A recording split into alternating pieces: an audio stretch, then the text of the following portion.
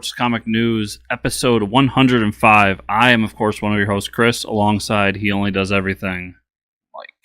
Which is kind of messed up because Chris actually does everything. And if you're a regular listener of the podcast, you'd be like, what is he talking about? I just spout off stupid crap all the time, and I don't even know why he puts up with it. But Are you saying that I'm the brains and you're the beauty? I'm not calling myself beautiful, but you're definitely the brainy one. Yeah, so you might have to get someone a lot prettier than I on the show. But anyways, we have a fantastic show for you today. Kyle Starks is on the show, current writer of Rick and Morty, the comic book. Yes, current writer. He's I know you all love that Rick and Morty comic. We're going to talk about his new book, AssassiNATION, coming out in March. And we got a bunch of other stuff to talk about, his other projects that he's done. And it's a great interview, so we can't wait to get into that.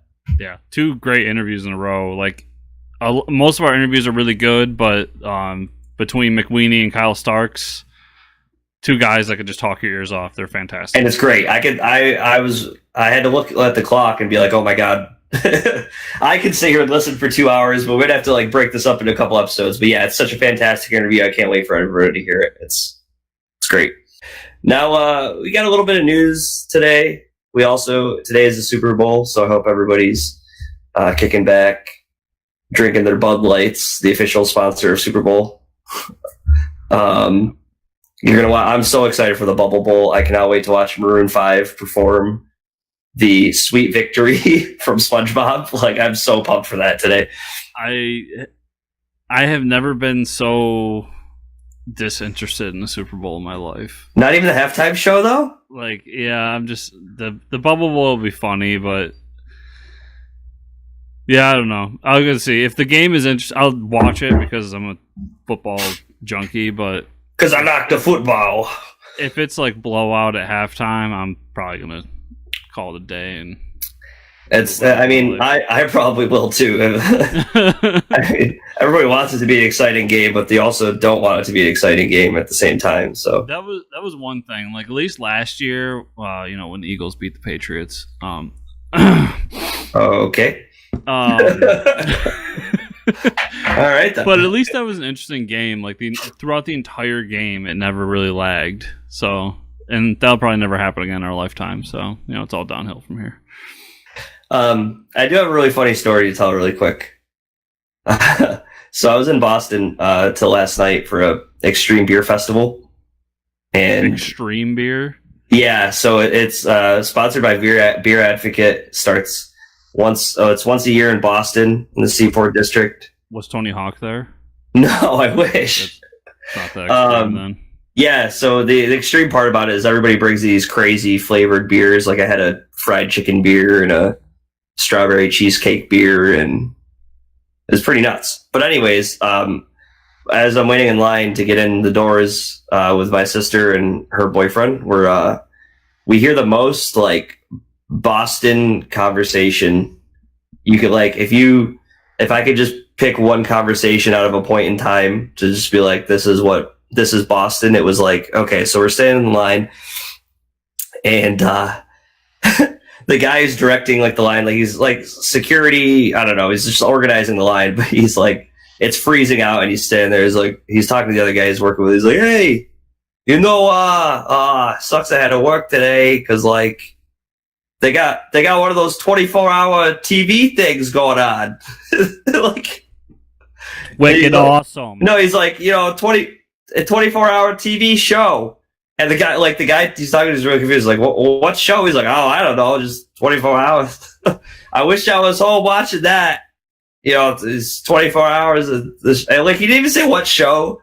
And then the one guy was is it Patriot stuff? And he's oh yeah, probably. Did this man did he stop watching TV after the 70s when they used to just cut to black? I don't know. And just kind of wake up to realize, holy shit, there's TV on 24/7. And then we were so bored in line, we were making up stories of he probably just got a new TV. He's really excited about it. We're just making fun of him. But it was just he was so loud and obnoxious about it, and we're just standing there what is this guy talking about? My few times in Boston, I love when you can tell when you meet a native, like, Oh yeah, because literally we make fun of it, but the word "wicked" comes out every other word. Yep, wicked. Wicked, awesome. Yep, wicked. They put R's on things like I saw you running around. Anyways, that's enough. I was born in Massachusetts, so I'm allowed to make fun of these people, but it's not nice to pick on others. I used to go to Boston once a year for the PAX season. Yeah, and the Boston accent is the most disgusting accent you will find in the U.S. Probably. Yeah, it's up there with upstate New York, though. I remember, as much as I love and respect his work, listening to Greg Capullo talk reminded me of how bad the upstate New York accent. That's just us when we're trying to talk. Greg's a little over the top when he talks, but yeah, we definitely show signs of upstate New York in our voices. Anyways, with that, we're gonna get to the news. Some cool stuff. We got the Invincible voice cast. If you guys remember, Invincible is coming to Amazon Prime as a cartoon, and it's funny because we're like, oh, maybe they're doing a cartoon because of the budget. Well, then you get the voice cast, which could honestly be anyone. They could get anyone. They could you and I to do the voices. They won't because there's no hobos in the book. But like,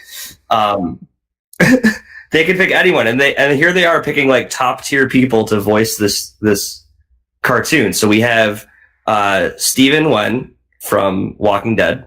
Who was he already has a relationship with Robert Kirkman, so that kind of makes sense.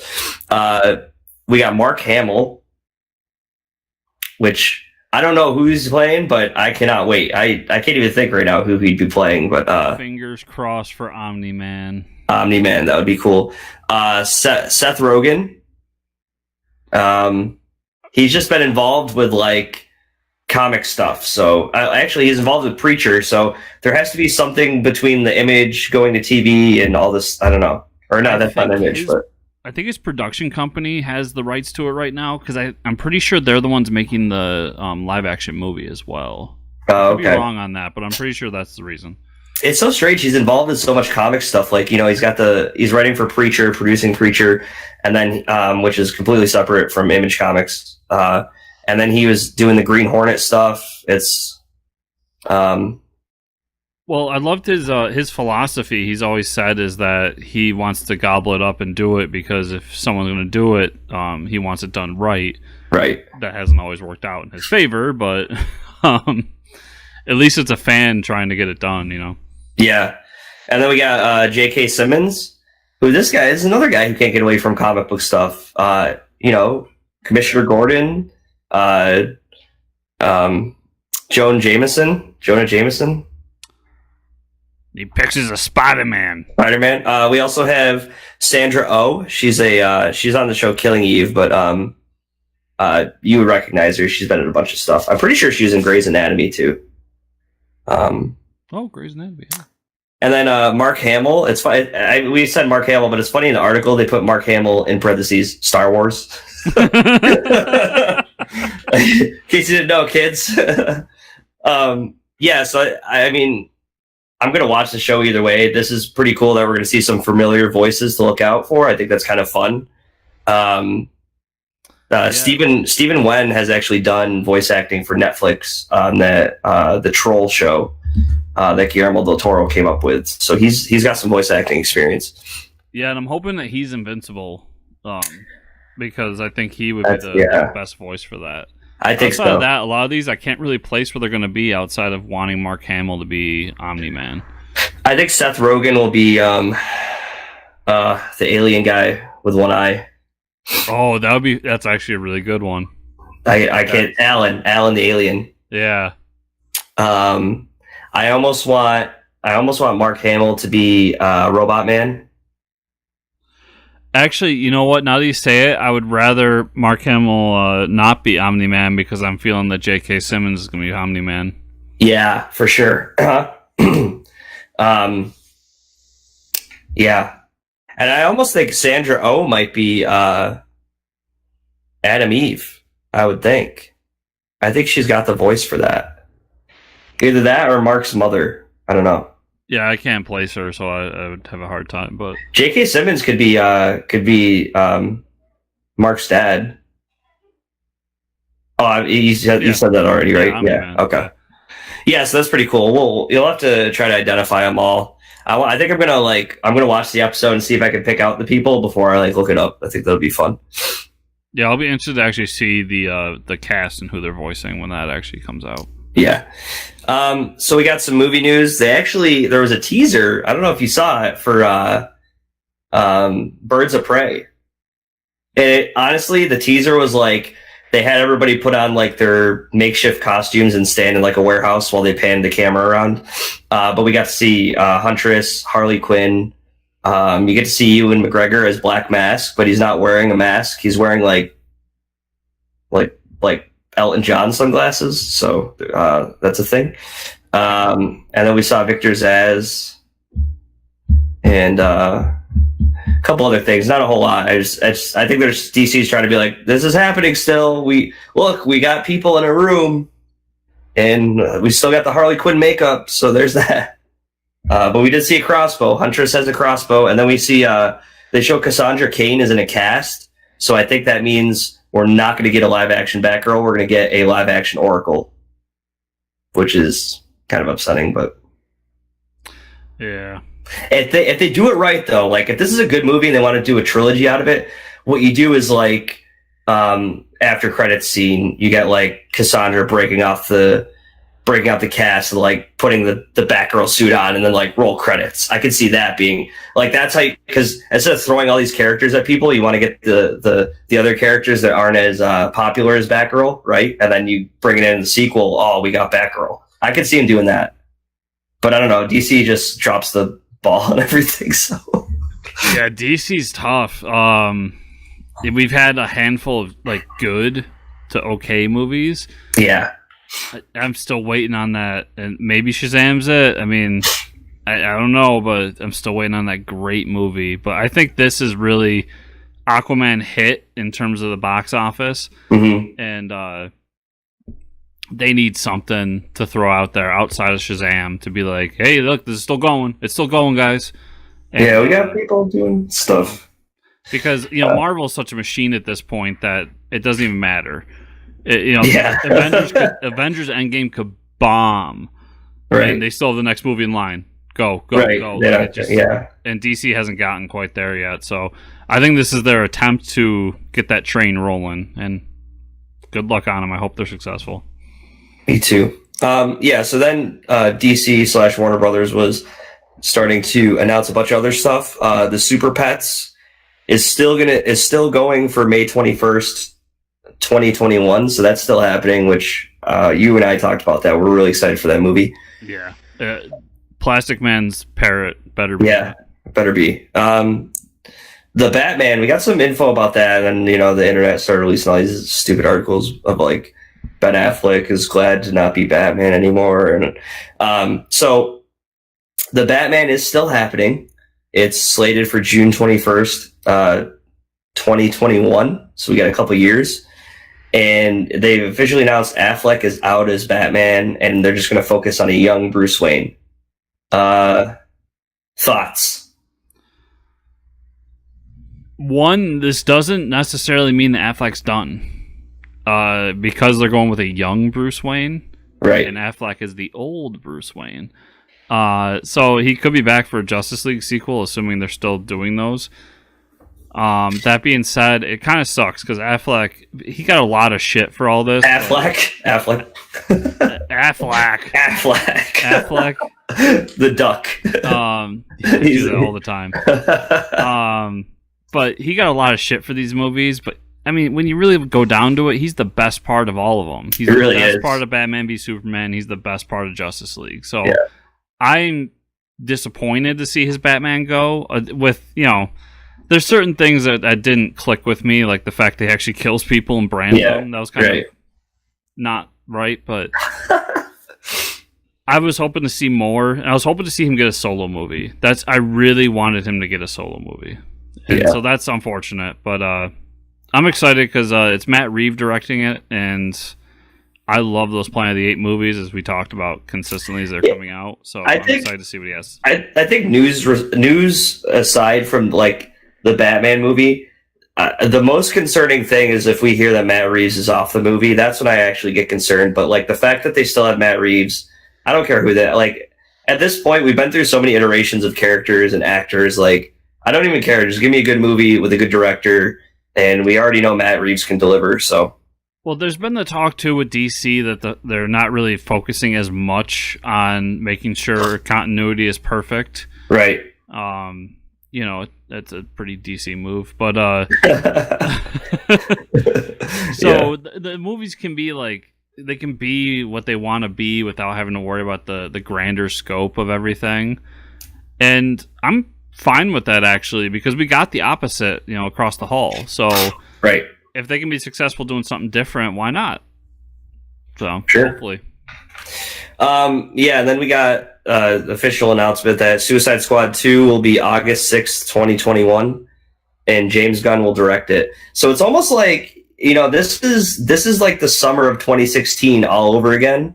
If you remember, like, you know, the Comic-Con where they dropped the Batman Superman teaser, they dropped the Suicide Squad teaser. They're like, okay, screw that. We're doing DC Rebirth, and we're doing it all over again. Just give us a few years, which this might be the best approach. They're getting a couple years to get things to slow down, and maybe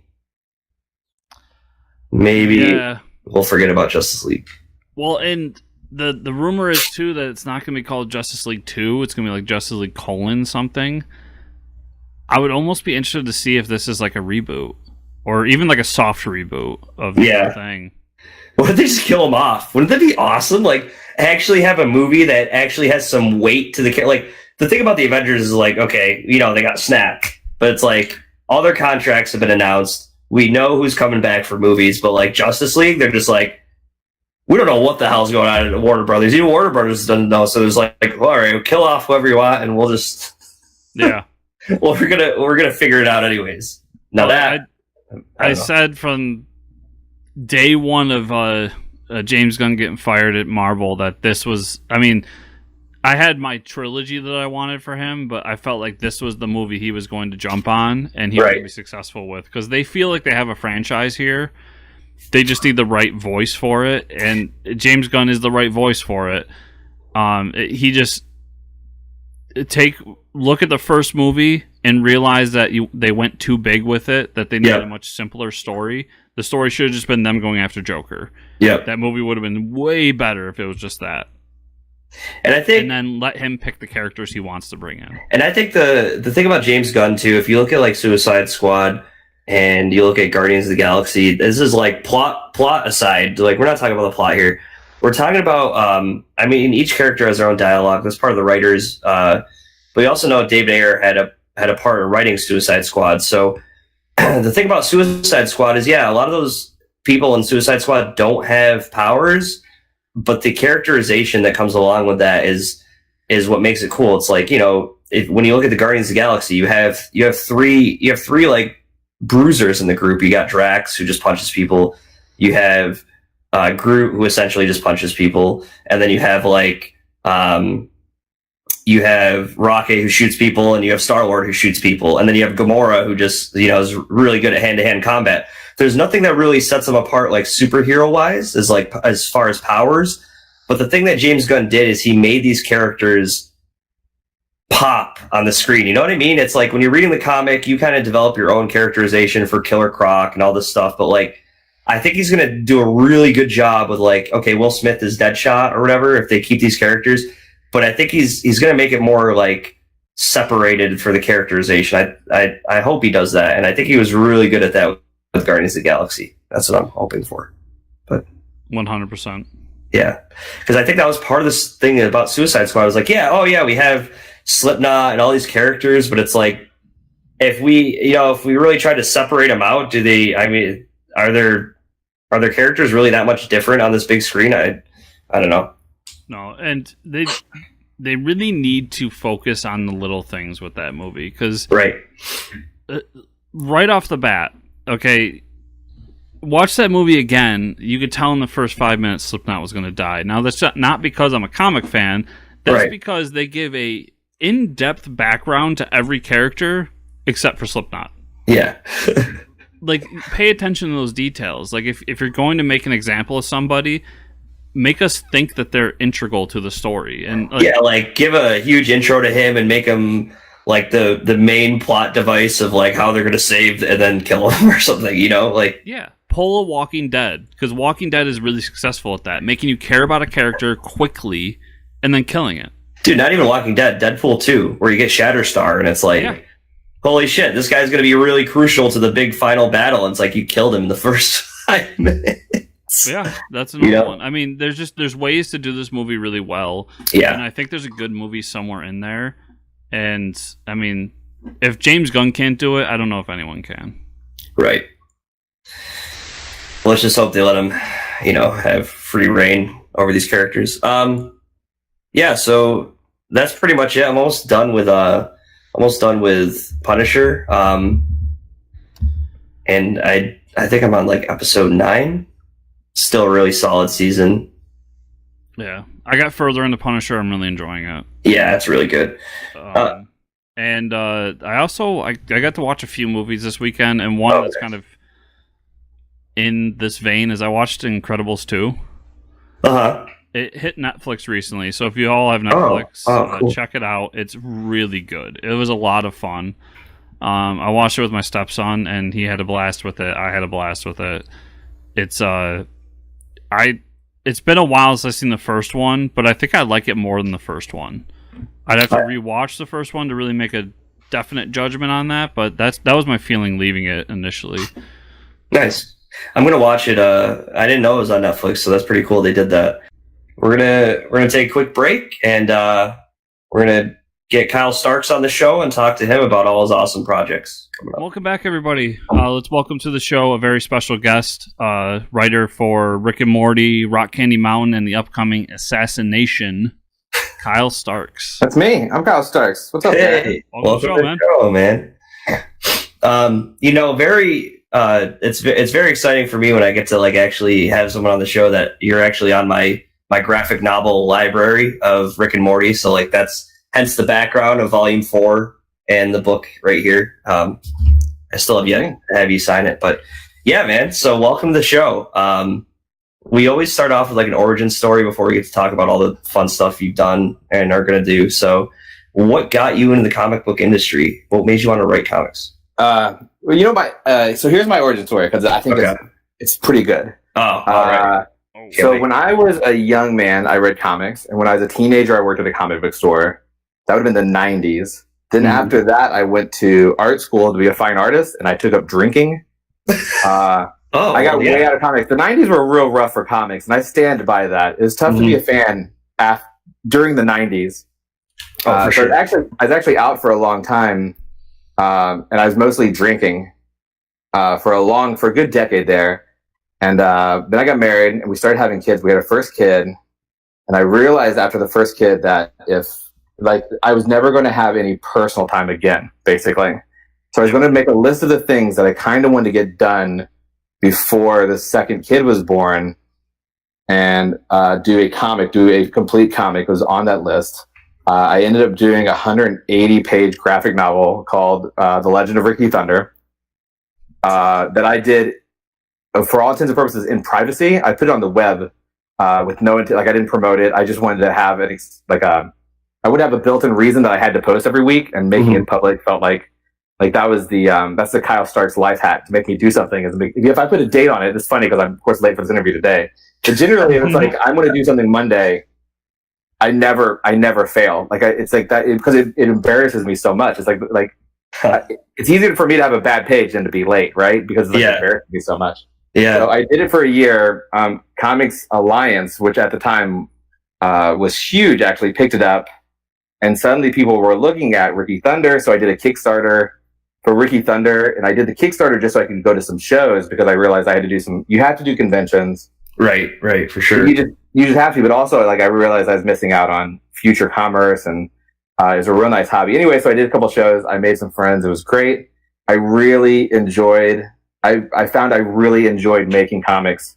So I did another Kickstarter for a book called Sex Castle. So I kickstarted Sex Castle, and same thing. I went to a bunch of shows. So I sort of fell into a dinner with some peers and Matt Fraction and Chip Zdarsky. Wow. And I was introduced to Matt Fraction as this is, Kyle Starks. He did Sex Castle. It's the best book of whatever year that was. I think 2015, maybe. Okay. And that was kind of the end of it. It's funny because so it was at Heroes Con, and Heroes Con there's a place called Mertz that does soul food, and if you go to Heroes Con, you just got to go to Mertz, man. It's so good. And the thing was, like, this guy who I know is like, I was like, hey, you're going to Mertz tonight? I was asking everybody, who's going to Mertz tonight? Because you can't go by yourself, right? Yeah. And my dude's like, oh, I'm going butt. And I was like, I don't care about the butt. I just need someone to sit with while I eat Mertz, right? Yeah. I'm not worried about the butt. Well, the butt was they were doing a podcast interview. This was the year Sex Criminals had broken out too. Like, I was going to say, is this Sex Criminals timeline right here? Yeah, they had the biggest line at Heroes Con because of Sex Criminals at the time. But anyway, so, we ended up not going to Mertz because the line was too long and blah, blah, blah. So I spoke super briefly. And the thing is, I'd literally been doing anything comics for maybe about 2 years, maybe. Mm-hmm. If you would have named a creator, unless it was someone who I knew before from the 90s, like I probably didn't know who it was. Yeah. I knew who Matt Fraction was because of Hawkeye. Oh, right. Yeah. Stuff like that. But I was mostly out. Like I was kind of reading myself back in. So it worked out pretty great for me because if I met anyone, like there was no ego about it because I don't know who anybody was. Like I couldn't be intimidated because I didn't know I was supposed to be. Yeah. But we spoke real briefly, and Matt was like, well, I'm going to find you tomorrow and I'll get this book. And I know for a fact, because of some of my circle group at the time, that Matt's so polite. He'll do it. He'll just pick something up because he's so nice, right? Yeah. Well, he never came because the Sex Criminals line was so long. Oh, wow. And I kind of wasn't sweating it, but it was Sunday. And I was like, I'm just going to take one over there. Like, who knows what could happen? Mm-hmm. So I went over to Matt and Chip and Kelly Sue were all sitting at the same table. It was wild. There's this huge line. Wow. And I'm like, I'm not going to wait. Like, I don't care. I just don't have time to wait. I got to get back to my table. Yeah. I was like, hey, Matt, sorry to interrupt your massive line, but I brought you this book. I thought you might want it. And he's like, cool. I feel like this is a very important part. This is the with great power comes great responsibility part of my life. Yeah. Oh, boy. And Matt's like, well, how much is it? And I'm like, nothing, man. Like, don't worry about it. Like, the Kickstarter paid for it, And he's like, no. He points at me and he says, pros get paid. Wow. And he paid me for the book, right? And I was like, that was real nice. Yeah. And I was like, that'll be the end of that. Well, as it turns out, his plane, I think, was really delayed to take off. Mm-hmm. So he ended up on his plane waiting for it to take off. He read Sex Castle and was like tweeting about him. Wow. And I'm getting, I sold like 100 books. I'm like, this is great. Like Matt Fraction just sold me like 100 books. Yeah. Awesome. Again, this is the end of it. Yeah. No. The next day I got an email and I was like, hey, do you want to talk to Image? I was like, absolutely, I want to talk to Image. That's so cool. So they're like, what do you want to do? And I'm like, I want to publish Sex Castle. I want everyone to see Sex Castle. So they republished Image. Image republished Sex Castle. It's been since gone into second printing. It was nominated for an Eisner for Best Humor Publication. So cool. And I can say with no questions in my life that single book got me every other job. Because if you have a book that comes out and it's nominated for Best Humor Publication, anyone who has a funny book will then ask you if you want to write their funny book because clearly you're funny, right? Yeah, of course. So Oni asked me at a show in Portland. They're like, "Hey, I'm 41. Like I'm not old, but I'm not young either. Like, hey, would you like to do an issue of Invader Zim?"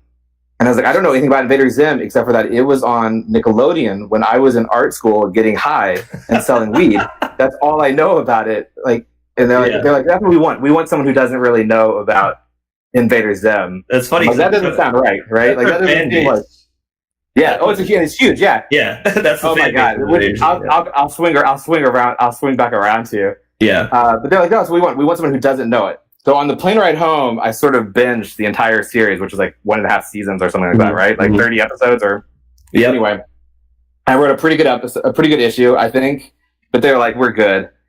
And I was like, well, that's fine. I didn't like. It's not my. Like, I don't love Invader Zim. I think it's. I mean, I really like it. I think it's very smart. But it's like I don't. If they didn't make any more Invader Zim, it wouldn't hurt me personally. Yeah, right. But I think a lot of people like because that I can see it like that's the show for a certain generation. Mm-hmm.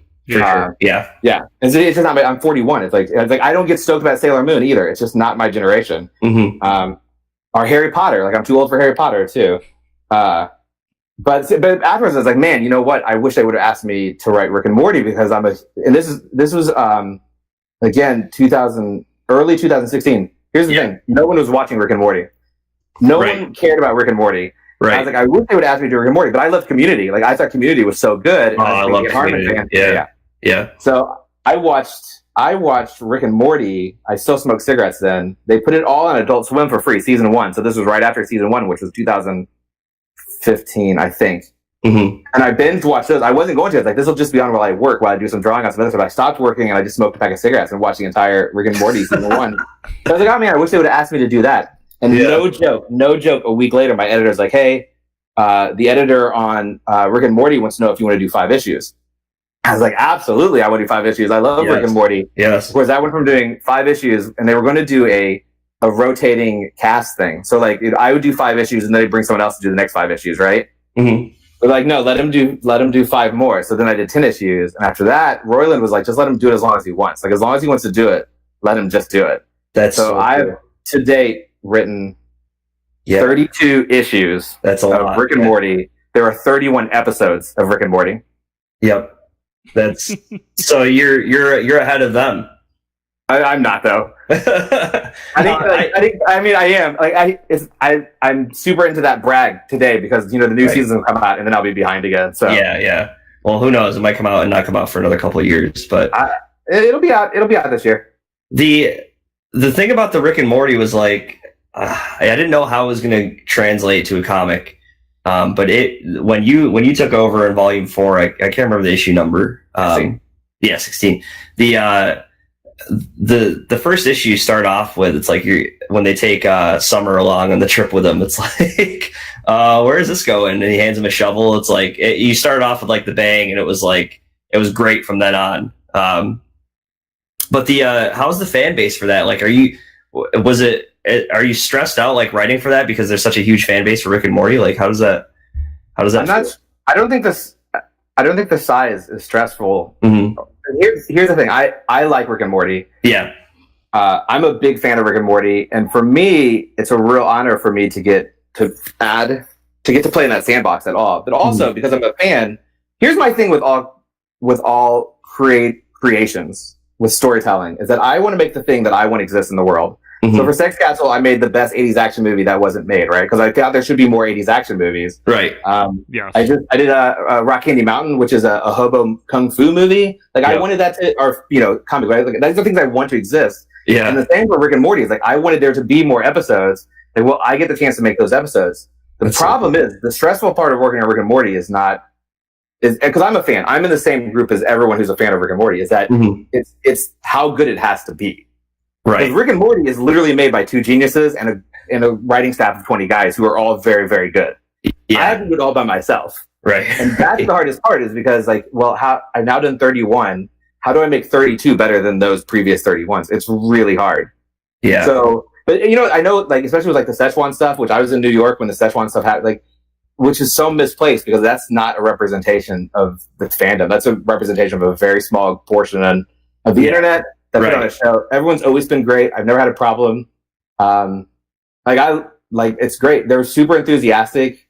So cool. Yeah, I've never had an issue with a fan that wasn't good. I did have one guy who was like questioning my logic on certain like story reasons, and I was like, man, I think I could actually make whatever I want happen. Right? Yeah. Like, don't argue with me. Like, I actually could make it happen. I could make it canon.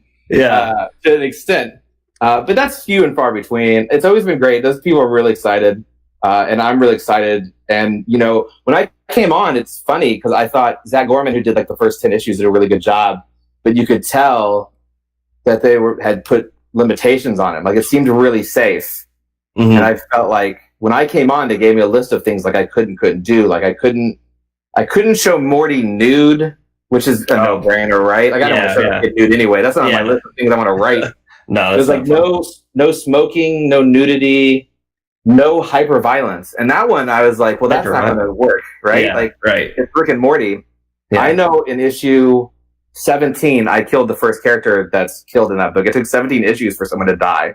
Like that's not Rick and Morty. Yeah, right. Exactly. So there's a lot of stuff like that. It's like, well, these are things that it's like it has to be the show. And that's been my thing from the beginning. It's like it has to be as close to the show as it can be. Mm-hmm. Yeah. So you being a artist as well, when you go to cons, is Rick and Morty the number one ask? Absolutely.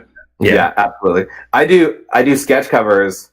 I do so many sketch covers, and that's because Rick and Morty it's a sort of a quandary. Rick and Morty is so beloved by just your average sort of walker by, but it's also highly regarded by your spec market guys. Mm-hmm. And the thing with sketch covers is the original artist is an introvert and doesn't leave their house, and you're not going to get art from them easily because they don't do shows. Right. Since current artist, Mark Ellerby, who's been on since 35 and did all the backups before then, lives in Britain, so you can't get a hold of him. If you want someone who's done more than one issue, that's official art, I'm it. Like, I'm the only option for that you can easily get. So I do a ton of spec market guys. I do a ton of random buy, which is a weird thing because the spec market guys they'll resell my thing for $250. Yeah. And I said, well, I want the person just walking by, though, to get stoked, who's like, oh man, Rick and Morty stuff. I want a Rick and Morty thing.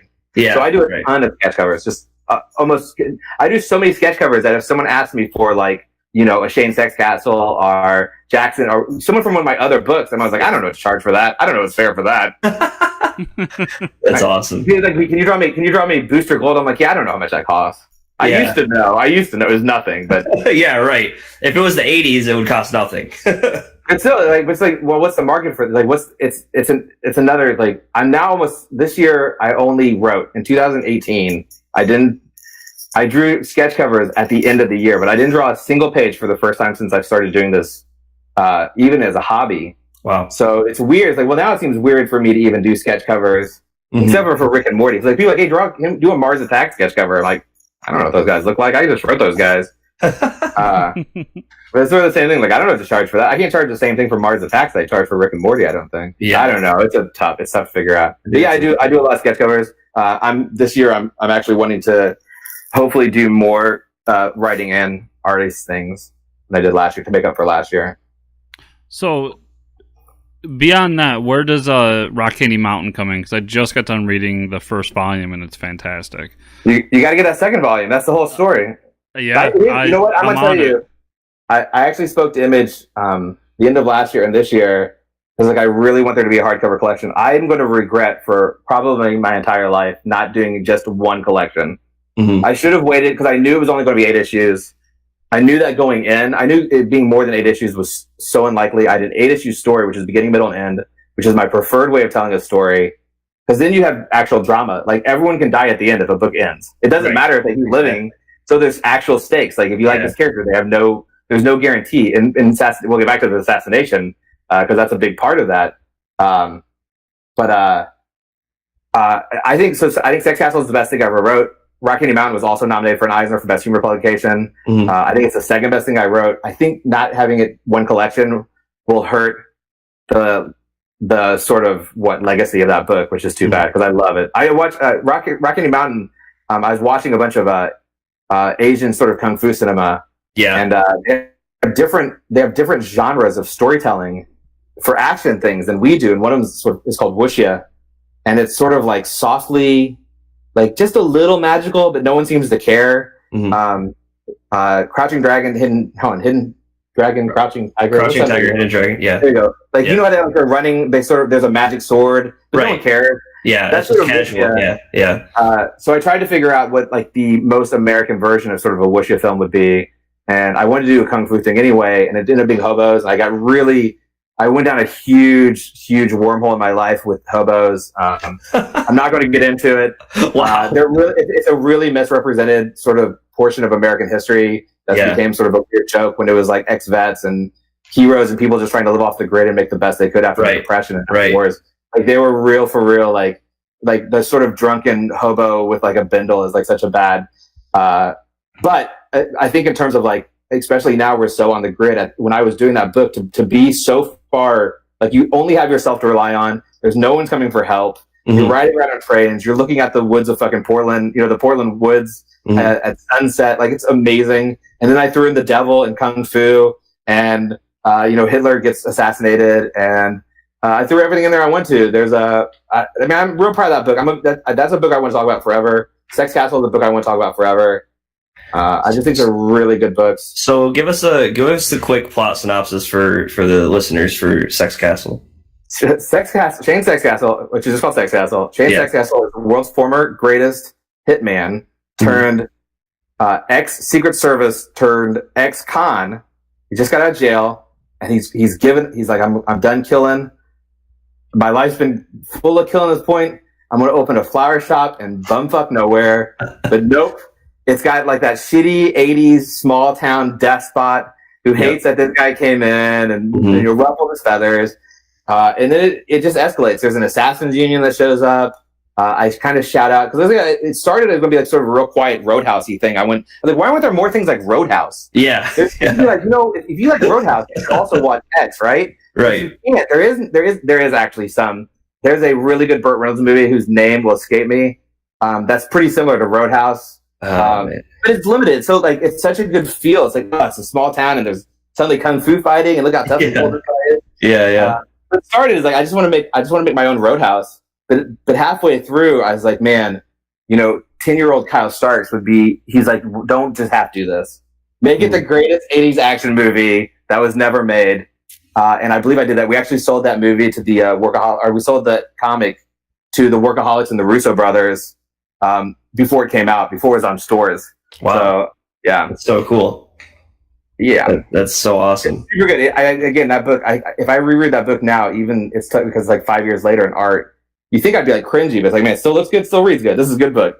So do you think it'll ever get optioned for something in the future? I mean, for sure. Last I heard, they were talking to Netflix, but you never know. You never know what's going to happen. Right. Everything I've done to date has been optioned. I optioned Sex Castle to the Russo brothers, the Workaholics. I optioned Kill Them All to Paramount just the end of last year. No one's announced it yet, which I don't understand, so I'm just going to say it every chance I get. Paramount has Killed Them All. A small British production company, which is not surprising, took Rock Candy Mountain. But I know for a fact Kirkman's a big fan of Rock Candy Mountain, so who knows what'll happen once that option runs out too. Very cool. All right, so let's talk about the new book coming out in March, AssassiNATION. AssassiNATION from Skybound with Eric Anderson, who's good. Yeah, let's talk about that. Yeah, give us the rundown. So what's this book about? Here's the elevator pitch for AssassiNATION. Yeah.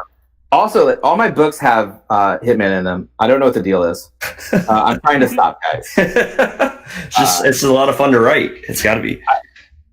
Well, I think with action movies, sort of your two main protagonist characters are either hitman / former hitman, or military ex-military, or police probably not ex-police, but current police. I did the police and Killed Them All. I keep going back to ex-hitman. Every book has the world's former greatest hitman in it. So, AssassiNATION has 22. Issue 1 has 22 hitmen in it. The gist is the world's former greatest hitman now turned crime boss. Someone's trying to kill him, and his sort of normie secret, protection guys, his bodyguards, aren't able to hang with how good this attempted killer is. So he's like, well, I'm just going to hire the 20 greatest killers in the world to be my bodyguards. And that's what AssassiNATION's about. That is great. It's got many good characters in it. We're very proud of it.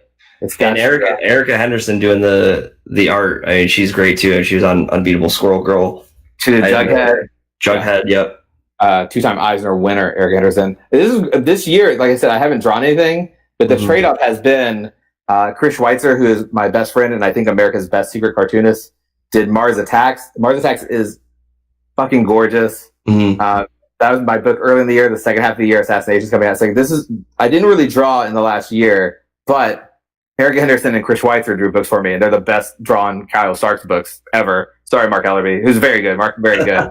He's drawing in a kind of a house style too. So, yeah, I mean, they all have their own styles. But so, like Mars Attacks, how was that for you? I mean, was it Mars Attacks was a dream? Frankly, Dynamite asked me. I've always had a soft spot for the Tim Burton movie. The Tim Burton movie is owned by Tim Burton, so Mars Attacks proper is the 50s card series, which I'd never seen. Dynamite was like, "Do you have any interest in this?" And I said, "Well, if I have a story idea, I'll do it. But otherwise, I'm trying to do the less licensed books because, frankly, there's not a lot of money in it. Like if there's any money, like I don't get if they sell 100,000 copies, I don't really get that much more. than what they paid me. Right. Whereas if I sell 100,000 copies of AssassiNATION, please go pre-order AssassiNATION. Yeah. If I sell 100,000 copies of AssassiNATION, like I get a really big check, right? Yeah, for sure. Again, pre-order AssassiNATION comes out in March. Yeah. I was like, I'm not going to do it. I'm not going to do these licensed. I'm going to cut back. I'm going to pull back on these licensed books. But I actually I woke up the next day and I'm like, you know what? I actually have a really good story for this. If I can get this done without the licensor sort of being like a real pain, it'll be great. But as it turns out, the licensor was amazing. They had almost no notes. The only note they had is like, I can't have the Martians say ack, ack, ack because Tim Burton makes them say ack, ack, ack. So like, that's it. They don't say ack, ack, ack, but that's a Tim Burton thing. Right. The licensor was great. The editor on that book, Kevin Kettner, was one of the best, if not the best editor I've ever worked with. But when it was kind of going, like, oh, we have this artist. And it's like, cool, I don't care who's doing the art. It doesn't matter to me. But Chris Schweitzer, he's a 3-time Eisner nominee. He just had his book Brief was nominated. He did Krogan's Adventure series, the Krogan series for Oni. Yep. He kind of everywhere. Chris Schweitzer he's amazing. He's my literal best friend. He was like, hey, hey, Val. That's how he talks. He goes, hey, Val.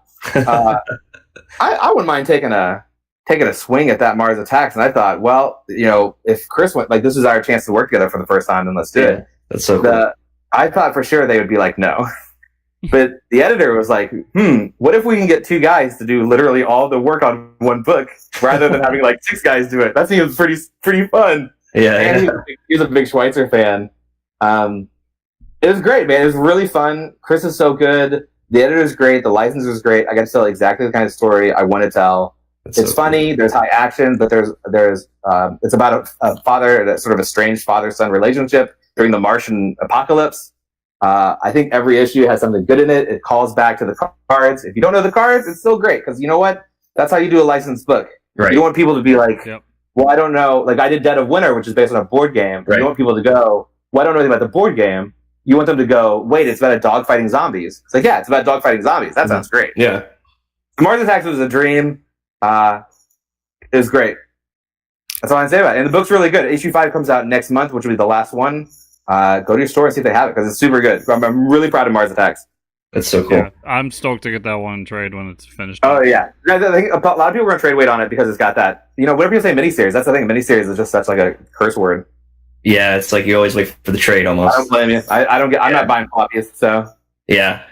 So I gotta ask you before we wrap things up, how was it working with the world's greatest superhero, Squirrel Girl? When I did Squirrel Girl, yeah. Here's my Marvel resume because I worked on Squirrel Girl twice, right? And I just drew Deadpool card. No, I drew a full page. I drew a full page for Deadpool or for Squirrel Girl, and I did there's Deadpool cards in it. Like she has cards you can reference whenever a bad guy shows up, right? So she can sort of see what their powers are. So Eric Anderson, who's also like one of my best friends, very early on was like, "Hey, do you want to draw one of these Deadpool cards?" And I was like, "Yeah." And I was like, who is it? And they're like, it's Galactus. And I'm like, absolutely.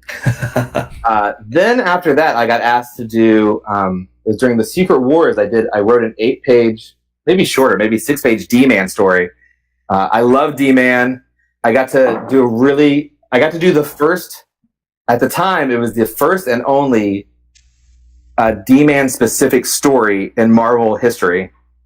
And then after that, I did a full page of the Fantastic Four fighting Mole Man, basically. So my Marvel resume is that I have drawn Galactus in the Fantastic Four, and I wrote the only dedicated D-Man story in Marvel history. So pretty good, right? Yeah. Can't top that. D-Man's fantastic. I love D-Man. I'm a big Mark Grunwald fan.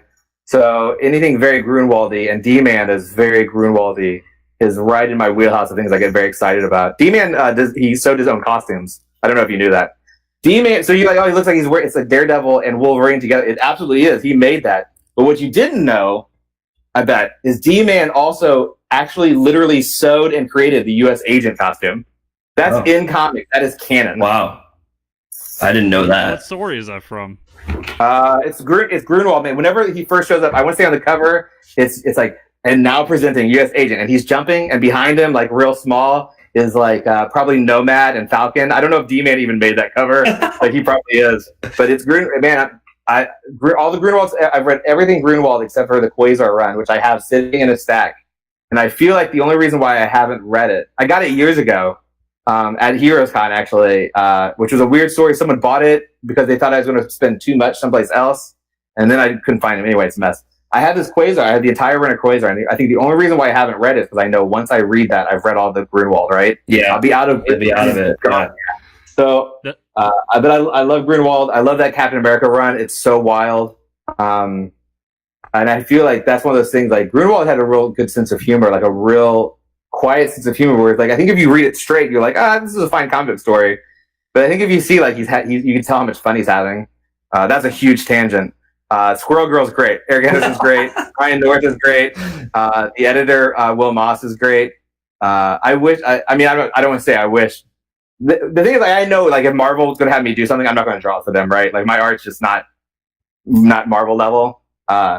But I could do some Squirrel Girl probably, right? I don't know. Yeah, I think so. He'll come ask him one day.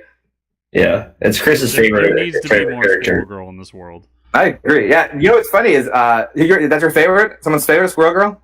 Yeah, it's Chris. She's one of my favorites. Yeah. What's funny is, like, I met Eric Anderson. I keep going to HeroesCon because it's sort of like that's also where I had that dinner where Matt Fraction was. Mm-hmm. Like, sort of a lot of things early in my career happened at HeroesCon. It was my first real show that I tabled at, and I only had this little pro wrestling, 180-page pro wrestling graphic novel thing. Mm-hmm. And I sat next to Eric Anderson. Eric Anderson had nothing at this point. She had like a portfolio with like some Booster Gold posters. Like, that's all that she had, right? Yeah. And we met at that show. And then the next year, she was doing a book for Monkey Brain called Subatomic Party Girls, which is one of the best fucking names for a book. That is amazing. Sims and Bowers went on to do they did Deadpool, they did that Atari comic, Sword Quest, like they do a bunch of shit. Yep. Anyway, so it's funny is that year, like that was the year like we really became really, really good friends. And we're gonna say, I'm just kind of going along and having fun. And she's like, you want to hear something crazy? Marvel asked for me to do Squirrel Girl character designs because her thing at the time was like she was sort of just drawing new characters. Like, it was that sort of era of Tumblr where it's like, oh, if you want to see like a cool character, like Eric Anderson draws good, and she just drew like a not slutty looking white queen or whatever, and it made perfect sense they would come to her because she loves fashion. Right. It's like getting Ramon Villalobos to draw somebody with sneakers. Like, you have to get Ramon Villalobos to do it. He loves sneakers. Right. It was great. They're like, oh, so I'm like, oh, that's awesome. Like, it's good they asked you. That's really smart. And then a few weeks later, she's like, you're never going to believe this. They want me to draw it. And here's my thought process. I'm like, man, that's so good, but it's going to be written. I'm like, they're just going to ruin it with whoever writes it. So my first question was it wasn't even like, congratulations. Yeah. I said, who's writing it? Right. And she's like, Ryan North. In my mind, I was like, it's going to be fucking amazing. Right. It's going to be unbelievably good. Yeah. I was so stoked. And then that year, she was nominated for Best Kid Series or Best New Series, something for Squirrel Girl. So we went to the Eisners together. That's so cool. And neither of us won, of course. Yeah. Well, it's still an honor to be there. The next year. That's so cool. That's an honor for you guys to make it there too. Fairly early in the industry. We met before we were anything, and now we're doing a comic book together. Well, I'm definitely going to check out tell you, if you love Squirrel Girl, this is the complete opposite. In issue 3, like someone get their fucking forearms cut off, so you can see Eric Anderson drawing like a bunch of like intense gore. Yeah. I'm definitely going to check out this book because you also mentioned that story that she did Sword Quest. And I really like that book too, especially the art in that book. That's Scott Kawachuk. Scott Kawachuk he did a book with Sims and Bowers, who did everything's sort of in a circle, right? Yeah. They did a book together called Downset Fight, which is Super Bowl Sunday. It's the best football comic of all time. It's not even close. It feels like a sort of pulpy B action movie that's based about football. It ends up with like a bunch of like this guy like beating up mascots like across the nation. It's super good. And Scott Kawachuk did it. So Scott Kawachuk and I was like, man, Scott Kawachuk and Eric Anderson are going to be huge. Of course, for Erica, like she went off like a rocket. Mm-hmm. Scott's doing a web series. I know right now. I like Scott a lot. I was thinking, man, he did a couple stuff with Parker. I can't remember who the publisher is. That's not my book. I don't care about that. But yeah, Scott Kawachuk, I think he's really talented too. Awesome. So, what was the name of that book again? It's called Downset Fight. It's from Oni Press. It's the best. I'm actually doing a sports comic right now. that I started back when I read Downset Fight because I was like, oh, we can do cool sports comics. Yeah. Because there's not any. I don't know if you guys knew, but like, that's not a bucket. Right. And my thing is like I like sports a lot. And I think we can mix these things because I think my thing is, this is so long, guys. Let me know if I'm just like killing it. No, keep going. Yeah. Is, like, we read these comics and it's just like going to the action. We want these heroic archetypes, right?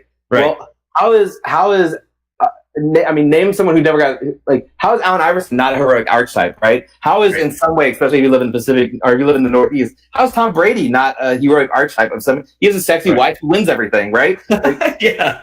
Like, why is it always has to be, it always has to be someone who's putting on masks? But for me, like, if you're like, I'm trying to think of someone who's sort of like, if you're like, oh, hey, JJ Watts is going to solve some crime, right?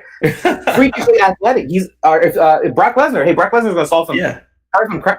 They're on a completely different level physically than us, and part of their day-to-day life is winning things. It's being champions, right? Yeah. So it seems weird that we're like, well, we like our comics, but let's leave our sports out of it. Right. Because I'm like, well, wait. If you brought, I'm just blanking out right now. Who was the guy who was the center linebacker for the Ravens all those years? Ray Lewis. Look, Ray Lewis is fucking bad as hell. If you put Ray Lewis in a comic that was about fucking space travel, that wouldn't be cool as shit. Of course it would be. It would be. I'd buy it. I'm sold right now. Make that please. Like, I'm doing a comic right now that is, for all intents and purposes, it's basically like Dr. J versus Dracula. Oh wow! And the thing is, I say that not as like a pitch for me. By the way, I'll announce it Kickstarter probably like 3 months, hopefully. Okay. Cool. Like, Downset Fight is so fucking good that there should be more people than me being like, let's make some sports comics. There's like there's Downset Fight, and then there's Sam Bosma. Like, he did 3 issues of fantasy sports. Fantasy basketball is it's like Dungeons and Dragons, and there's a mummy that plays basketball. It's fucking great. Like, there's so few sports comics. It's like, yeah, that's awesome. It's a language we can all speak, right? Like, it's like, anyway. Well, if you look at me and my shop owner, we get in more intense arguments about football than we ever do about comics. So it's like that is a part of the culture here where we are, and we have a fantasy football league here, and like, yeah, that's always just been a part of life for me, and I never understood why people in this stratosphere want to like push it away as a sports ball. It's the same thing. It's we get our heroes, they put on their costume, and they try to achieve something for us, right?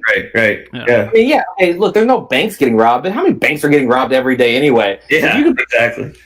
If you can get the Celtics to the finals, I mean, that's what I'm talking about. You know?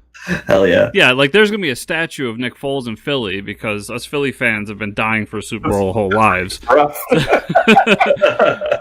But if you get a chance, I think it was IGN that did it. They actually did like a animated series about NFL players in space, and it's pretty fantastic. Right. Maybe some sort of subconscious part of my brain called out to that, but I'll check it out. Check it out. It sounds amazing. So is there any other stuff that you can tell us about that you're working on that you want to tease or? No, man. I mean, AssassiNATION comes out in a couple months. That's the thing we're pushing the most. I know Eric and I are going to be at C2E2 and Emerald City, which are like the week of and the week after. Yep, then it gets released. Mars Attacks last issue comes out then. I'm really proud of Mars Attacks. I'm super lucky that I can look, and I haven't been doing this very long.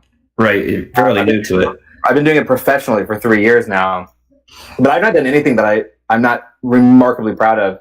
I was actually thinking about this today. Mm-hmm. At some point, I'm going to have enough work, and I can't be like, well, I want to talk about everything I did. Like today, I barely mentioned Kill Them All. I barely mentioned Dead of Winter. Right. I was like, man, those are 2 really good books. Yeah.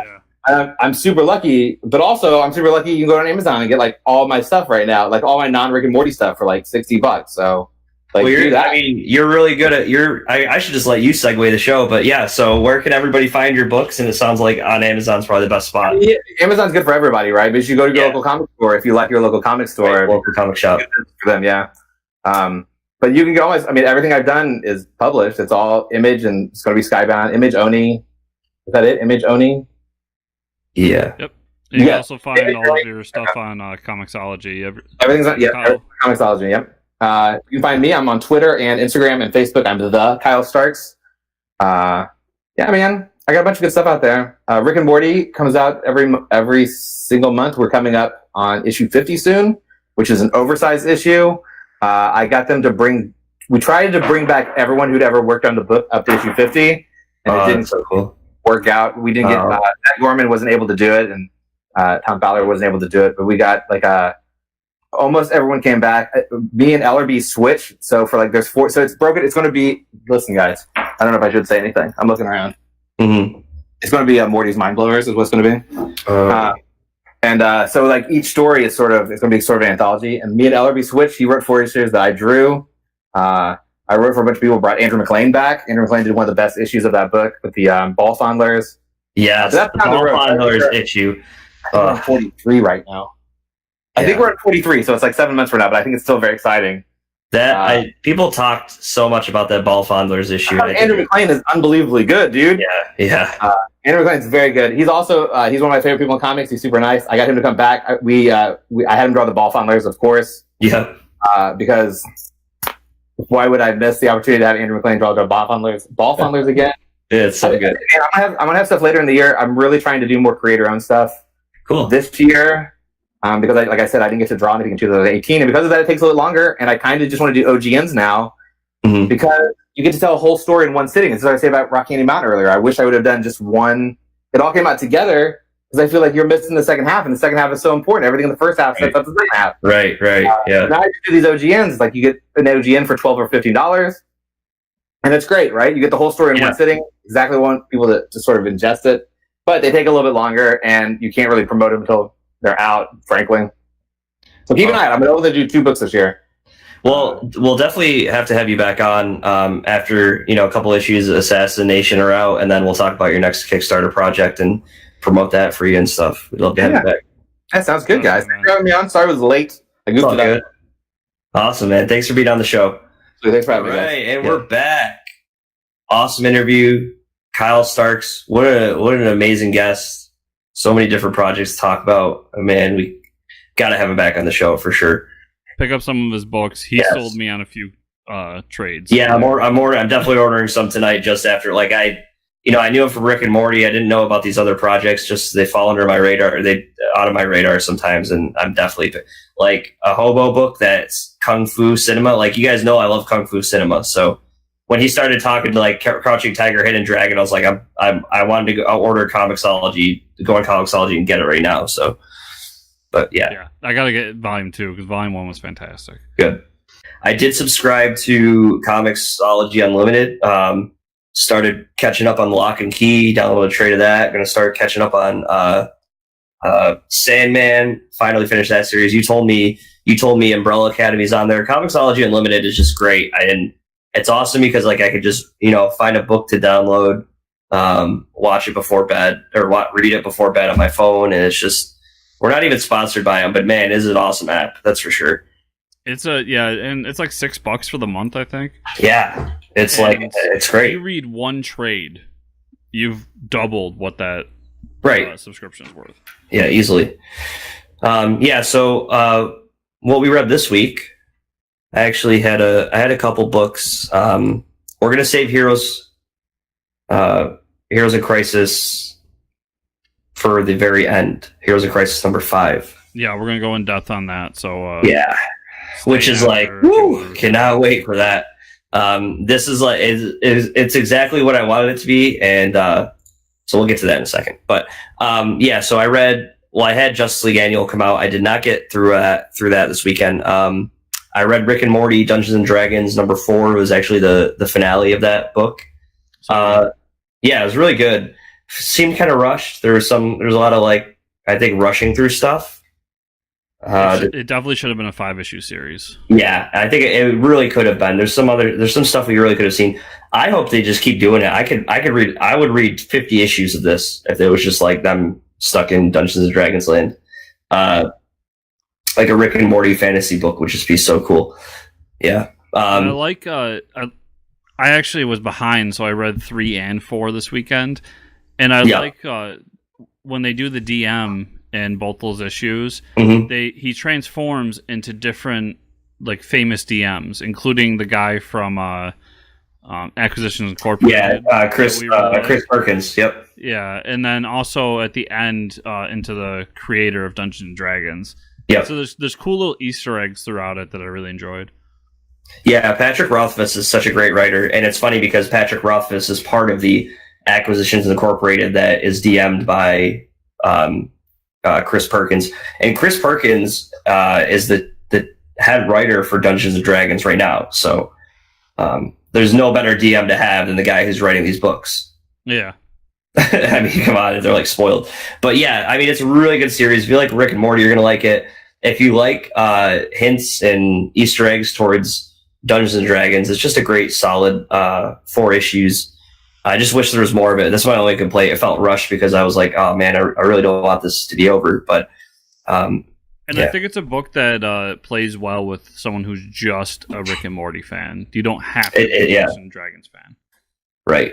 Yeah, for sure. So I'll get to Justice League next week. I actually dropped Action Comics.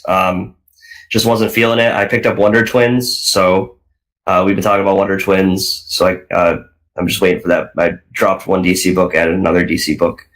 Actually, there's been previews for Wonder Twins in the DC books, and it looks like a lot of fun.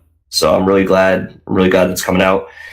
So yeah, I'll just wait to talk about Heroes in Crisis. What did you read this week? So I wasn't able to pick up my poll this week because of family issues, but I did get to read Rick and Morty because I read that digitally.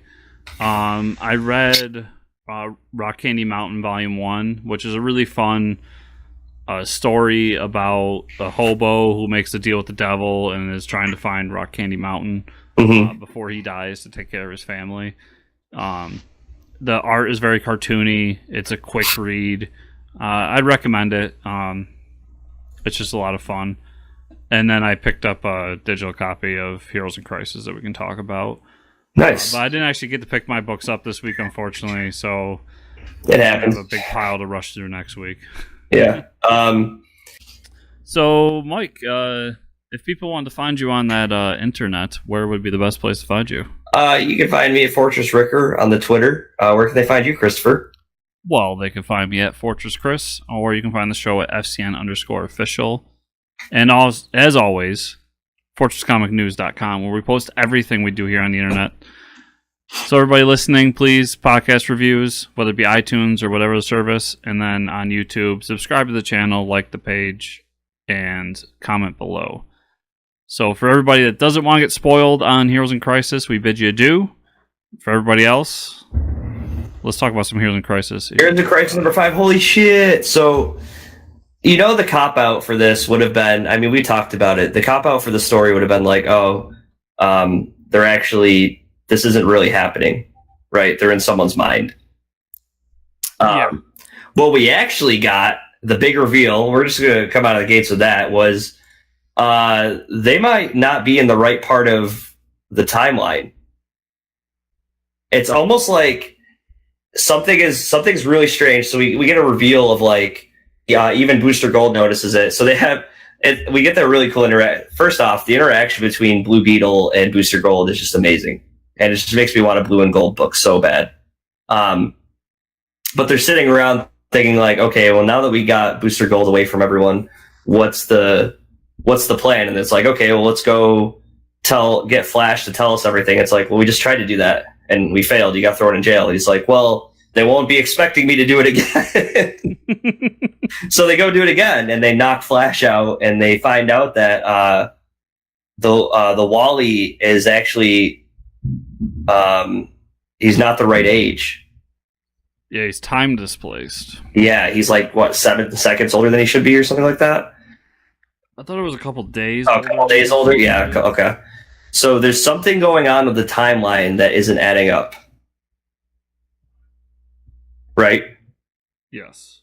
And then, sorry, I'm looking to see the exact time. Oh, okay. And there's a whole other story going on in this issue of Batman doesn't realize that Batgirl is working with Harley Quinn for some reason, and everybody's trying to track down Booster Gold, so they have Skeets in their possession, and Batgirl and Harley Quinn basically force Skeets to tell them where Booster Gold is hiding. So at the end of the issue, we get this encounter with Harley Quinn and Batgirl finding out where Booster Gold is. Yeah, so that's, I mean, it was a great issue. They released we get a great speech from Superman about why they need the sanctuary. So, sorry, I was looking this up. It's that Wally was actually 5 days too old. 5 days too old. Okay. Yeah, so he's time displaced when he dies. So basically somebody is fucking around with the timeline here, which points again to Booster as being the killer. Right. So it might just be that I don't know, he messed around with the timeline when he did that whole Batman thing. Yeah. Well, they mentioned the Batman issue a few times. So the smudge on his glasses he mentioned. Yep. And a few other moments as well. But you talked about the speech by Superman. Mm-hmm. And it's really great because he gives a speech of like, you think you can't trust us anymore. You don't know what this place is. This is what the place is. And he talks about sanctuary and saying like, you know, the things we do, the things we see, sometimes we need to heal. And that doesn't mean that you can't trust us. That just means that we are, quote unquote, human. Mm-hmm. Which was a really great moment. And the other one that really got to me, and it really, it's what I've said about Harley for a while, is on that last page, she's doing her interview, and she's talking about the Joker, and she ends it with just that he was hitting her, and she says he hit me and he hit me good. Yeah. And that's just a reminder that like the relationship that those two had was really not good. Yeah, it's really abusive. Yeah. And that Harley is really, while she's also psychotic, she's a victim of Joker's abuse. Right. And that's something that I think is going to come into play in the future issues as well. So much happened in this and so little. I love this issue. It was amazing. Yeah, it was probably one of the better, I think the best issues of the run so far. Yeah, and you didn't even talk about, I think it was like the second page where they always do the big like they show the name of the storyline and what part it is and who wrote it and everything. And pretty much every comic does it. And Clayman does an amazing job on this because he actually writes Heroes in Crisis in like the background of the art. So it's like there's a thing online that actually draws it out. I recommend looking it up. But even the way like Booster and Blue Beetle are sitting are a part of the words. It's fantastic. Yeah, I guess I didn't even realize that, but yeah, you're right. It's friggin' amazing. Also, there's a splash page by Clayman with a bunch of the heroes. It's just like an amazing art done by, and I think Tom King like posted on his Instagram. But dude, the art that guy does is amazing. Yeah, his there's also a one-page splash page of Harley Quinn with the hammer. It's like this entire issue is Clayman at his finest. I mean, he's been fantastic the whole series so far, but this issue in particular, this was Tom King being like, we're going to show off Clayman on this issue. Yeah. Because every page is just amazing. Yeah, and the end is like, okay, we're going to see the encounter between Harley Quinn and Booster Gold, and hopefully he explains what he thinks that means, that Wally West is older than he should be. Like he knows what's going on. So I get the feeling that the next issue is going to be one of those filler issues, one of the two one-shots that was folded in, just so he can kind of push this reveal a little bit further. But I still, once again, have no goddamn clue who it is that's going on. Yeah, it's but still in a nothing good way. Right, exactly. Yeah. So that's Heroes in Crisis number 5. So thanks everybody for sticking around to listen to us talk about it, and we'll see you next week. So, see y'all next week. Oh yes.